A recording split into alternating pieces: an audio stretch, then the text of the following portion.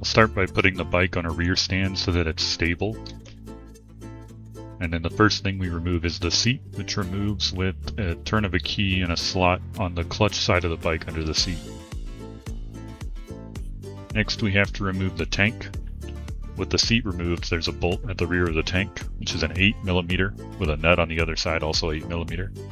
You remove that bolt, you can gently lift the tank, and you'll have to disconnect a couple electrical connectors and quick disconnect fuel lines.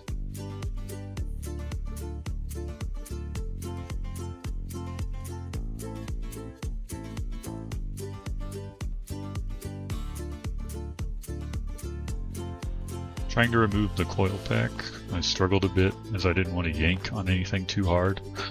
Ended up finding a couple videos that helped me out. I put them in the description. But just take your time and disconnect everything before you go pulling on anything too hard.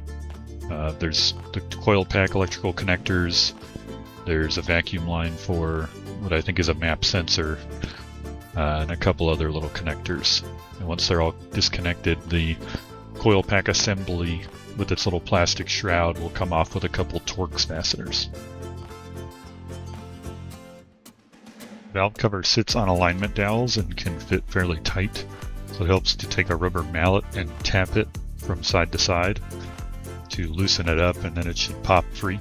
The water filler neck and the ECU sit fairly close to the valve cover at the front, so you may need to remove them and kind of shove them out of the way to get the valve cover up and out.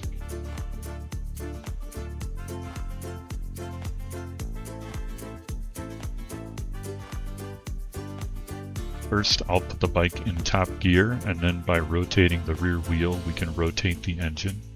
And top gear gives you the most mechanical advantage, so it's the easiest to rotate. In order to check the valve clearances, we need to put the engine at top dead center, at the end of the compression stroke. To do this, we're going to watch the cam lobes while we rotate the engine. The engine is at TDC compression for a given cylinder when the cam lobes for that cylinder both point down and in. And I like to double check the TDC using an extendable magnetic pickup tool. By extending the tool and placing it through the spark plug hole, it will magnetize to the top of the piston, which should be very close to the end of the spark plug hole. Sadly, the GoPro died and did not catch most of the valve check procedure or the reassembly.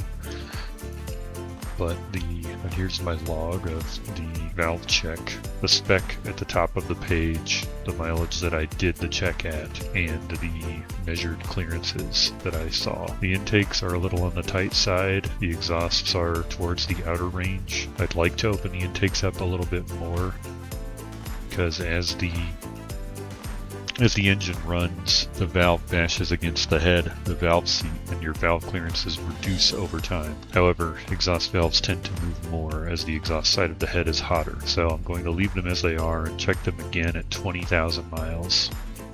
My wife's bike was making some timing chain noise on cold startups, so I did a little bit of research and found that a common issue is stagnant oil being stuck in the hydraulic tensioner. So I pulled the tensioner, which is attached at the front of the motor under the exhaust headers with a 24mm hex, and it's a fairly simple device, easy to disassemble, and you just need to clear out the old oil, clean it out, and reassemble it. You have to set this pin inside of the recess with the spring compressed to set the hydraulic tensioner back to the setup position. In the setup position, you reinstall it, and then you rotate the engine backwards a couple turns by rotating the back wheel backwards, and that resets the tensioner. Sadly, my GoPro overheated and I didn't get the reassembly process, but it's the same thing but backwards. Once it's all back together, key on the bike and cycle the kill switch a couple times to prime the fuel pump and the fuel system.